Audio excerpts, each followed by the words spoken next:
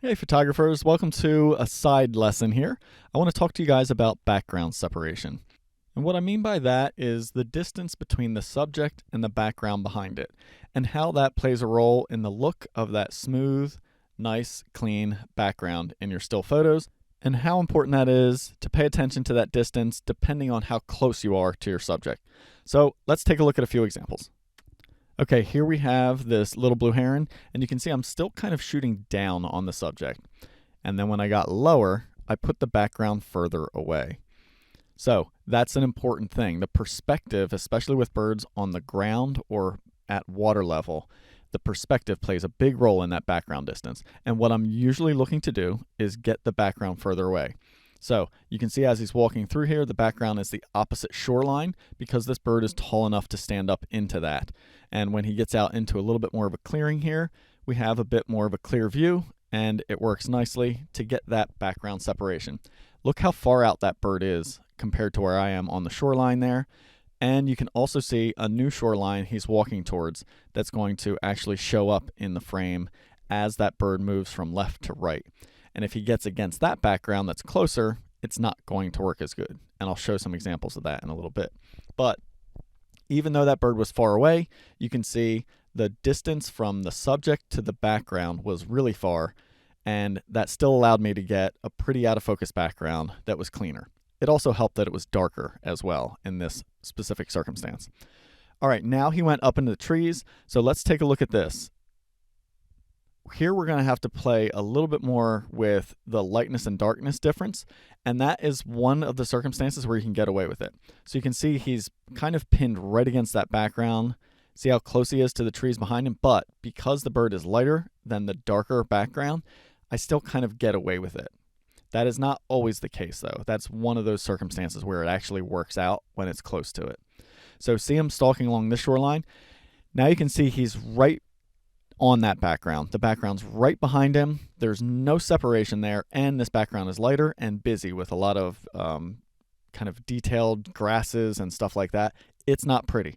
I have a pretty frame-filling bird here, but the background is really close to the bird, and so the shot is no good. This just does not work out. He needs to come out into the open and have a further away background. Here he moved over. He's still close to that background though. So you can see I have a really nice foreground that I'm playing with, which is why the bird's higher in the frame. I'm trying to minimize out that background with the composition, but you can see when he's closer to that background, it's still not going to work. Now, if this bird wanders its way towards me, it's going to get further away from that background, and I'll start to get the background separation that I'm looking for. And this is the key with shooting these kinds of species in these locations. So you can see right here, the bird is a lot closer to the background than it is to me. And that doesn't work. Now, if he came halfway out that distance, I'd be totally fine.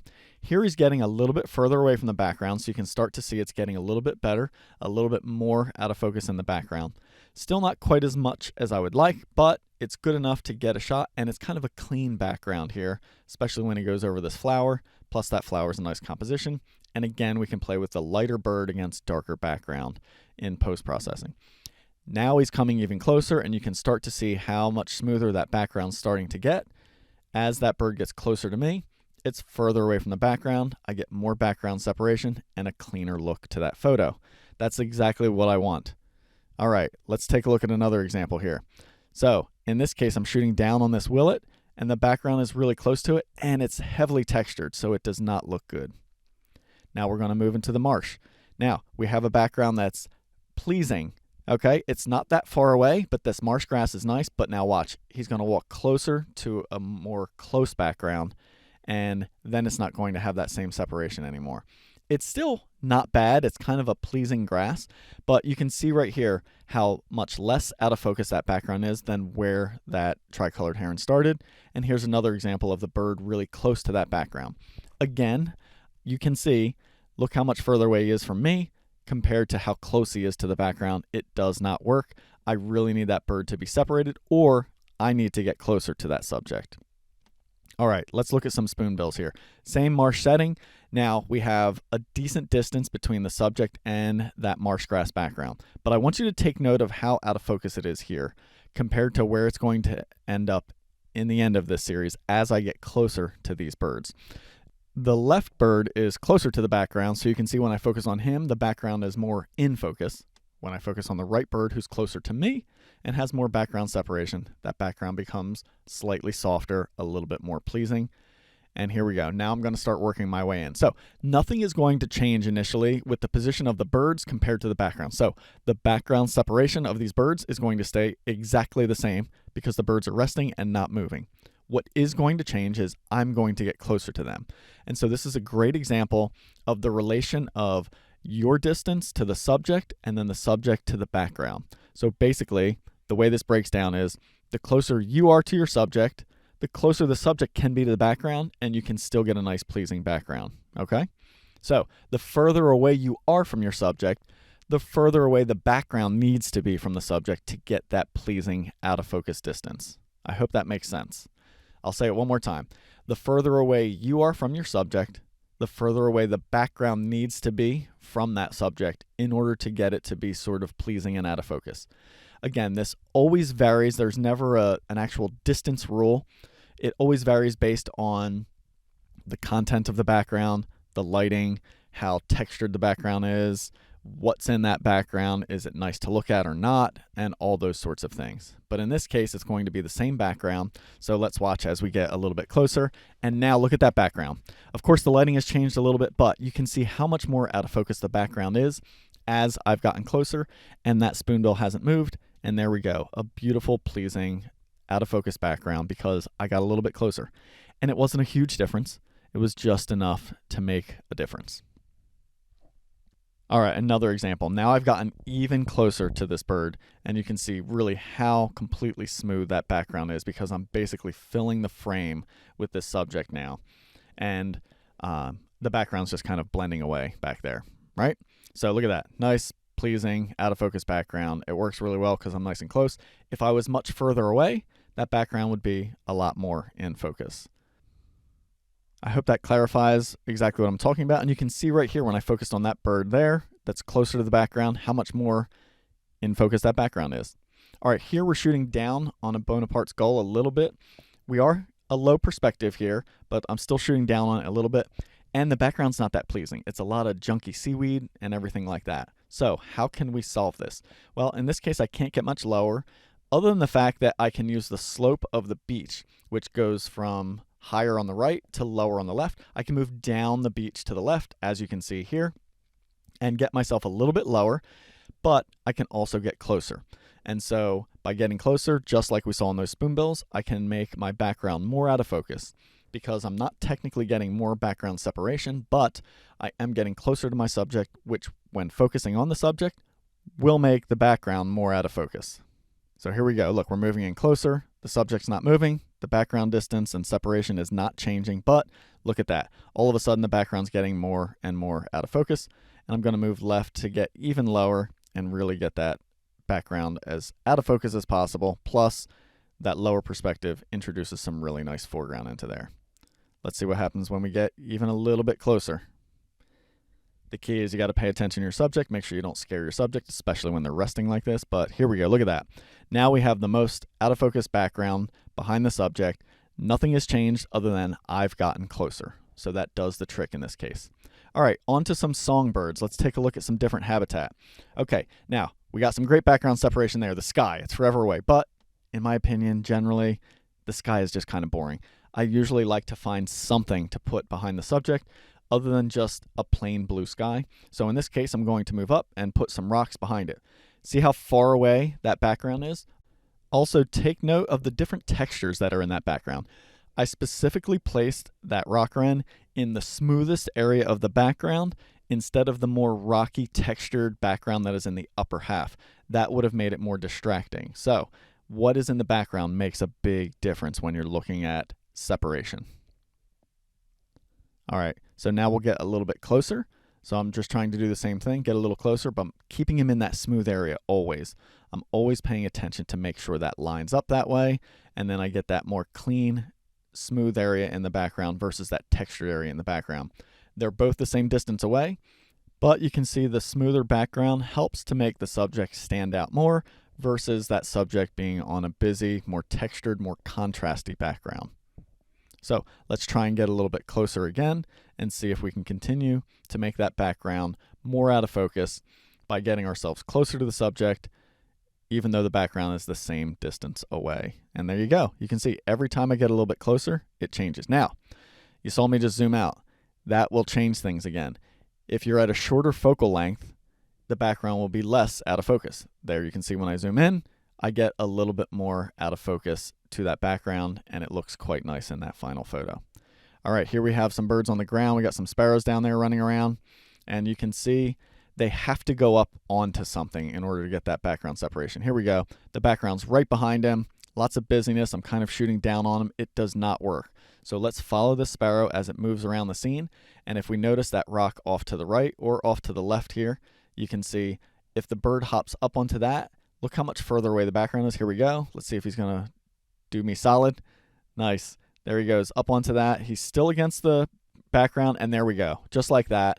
Now you can see I have that nice distant background, and I get this shot nice and clean. And all that happened was he went up onto that rock. Next up, we have some Florida scrub jays, and you can see from this perspective, looking down, no background separation. It doesn't look good. It's very textured and busy. Now, as I lower my perspective on that same bird from here and get ground level, watch what happens. My background gets further away, and look at the difference. It's night and day. That background is now so much further away, even though the bird didn't change its distance from me at all. So, what a difference the perspective makes, right?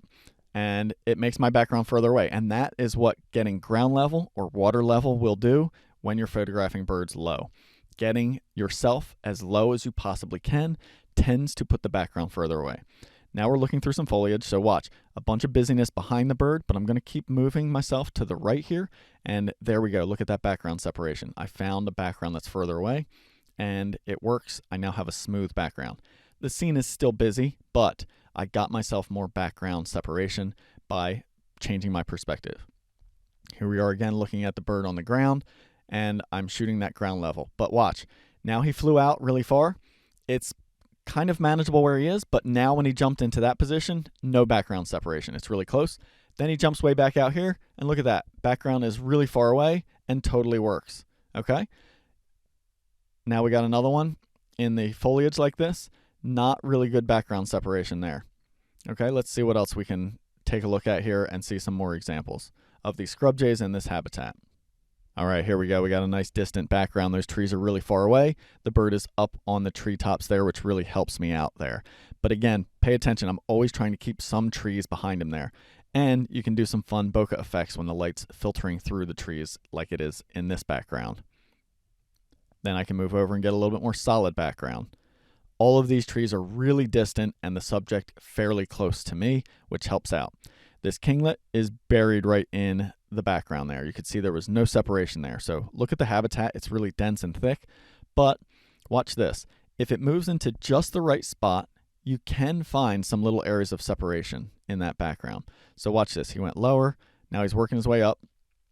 Look at the actual background through those leaves. Now, he never hit the right spot, but imagine if he landed right there. Look at the separation I have in the background.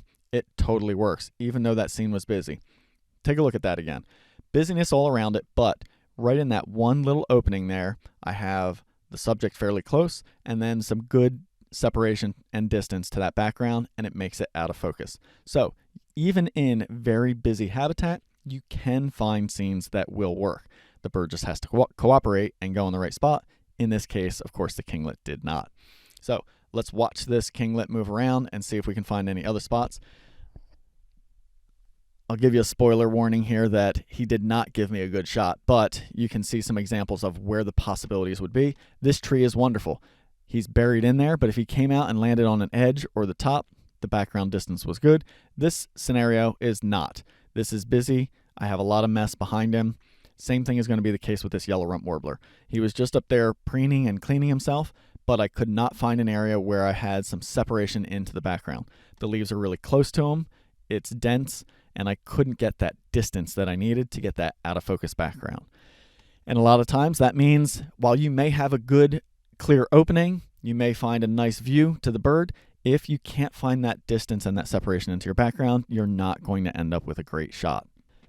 Here's another example. The bird is just on that branch, with a lot of stuff behind it, and we're going to see more of that again in a little bit here.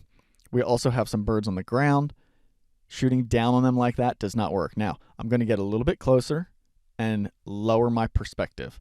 Just like the scrub jay you saw earlier, if I get my perspective lower, it puts my background further away from it. Think about it this way. If you're standing up and pointing down, the background's only an inch or two behind the subject, especially when they're small like that. When you get low, look at that. The background's further away. Now, he's still kind of hidden in all of that grass because it's really tall grass. But if it was shorter or if he bounced up on top of it, I'd have a good shot there.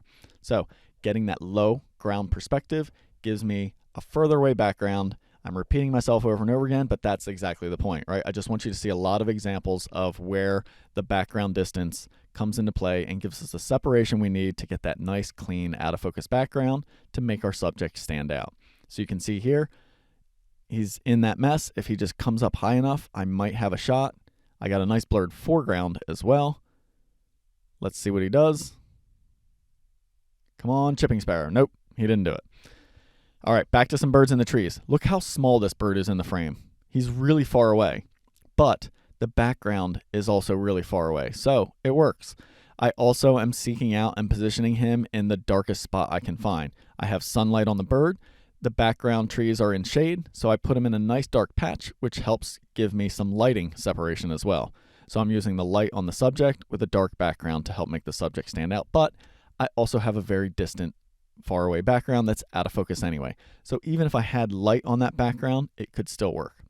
Now we got another really busy perch here. This palm warbler is right in there. He's not standing out. It's kind of busy in front of him, around him, and behind him. So he needs to go up on an edge. Okay, let's follow him along here. I darkened my exposure because I'm really working with some rim light, but watch this. He's still got the background right behind him there. You can see there's no separation. It's a couple inches behind him, but then he moves out there and lifts his head up, and look at that, against that far away distant background that's completely out of focus and dark. See how well that works? I got the separation I needed there because he went in the right position and gave it to me. Look at that. You can see the whole scene. The trees are nice and far away. We have one more example of that, and then we'll wrap this up. There we go. All right, he's in some busyness there, but the bird is up on the top. The background is far away, and as long as I get myself in the right position and look through and line everything up just right, I can get some separation on that background. It's out of focus, it's non-distracting, and it's going to work. Now we just need him to go into the right spot, face the right way for some good light, and then we'll get an interesting shot. So there we go, moving around, trying to get a better view on him. All that background is staying away, and there we go. All right. I hope you guys enjoyed that, and it makes a lot of sense to you, and happy shooting.